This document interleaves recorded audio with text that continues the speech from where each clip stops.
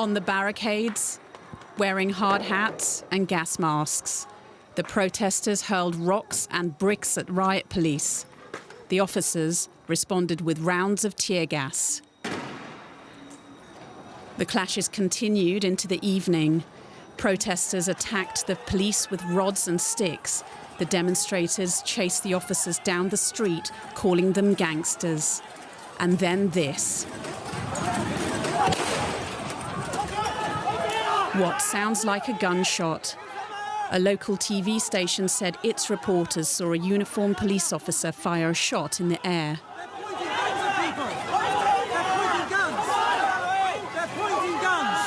We had seen a lull in violence like this on the streets of Hong Kong up until this weekend. This time last week, protest organisers say 1.7 million people marched peacefully through the streets of Hong Kong. This weekend, we're seeing a very different atmosphere.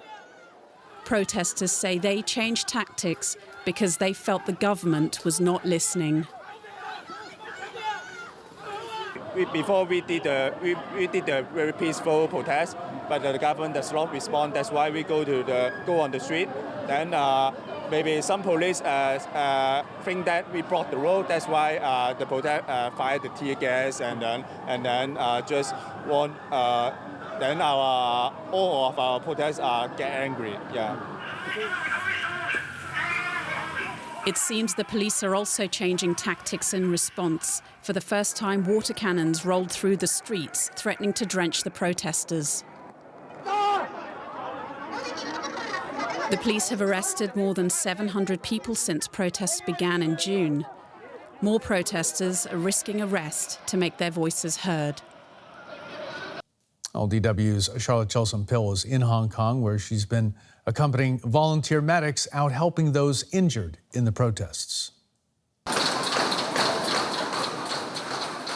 Sprinting towards the anarchy.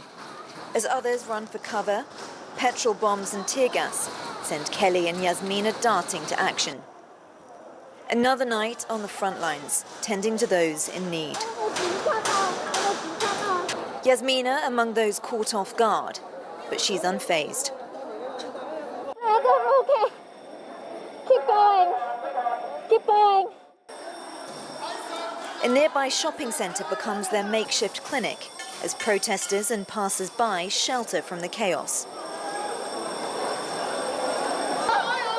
These first aiders are volunteers. Kelly's a freelance journalist, Yasmina a kindergarten teacher. Just a few weeks ago, they were strangers. Now they stand side by side, night after night. As the chaos dies down, it's time to move on. So you can see that there are lots of people there. So go there and go there too. Kelly and Yasmina lurch from one battle to another as multiple clashes crop up across the city. Their reason is simple. We are Hong Kongers. Messaging networks help them connect and coordinate with other volunteers.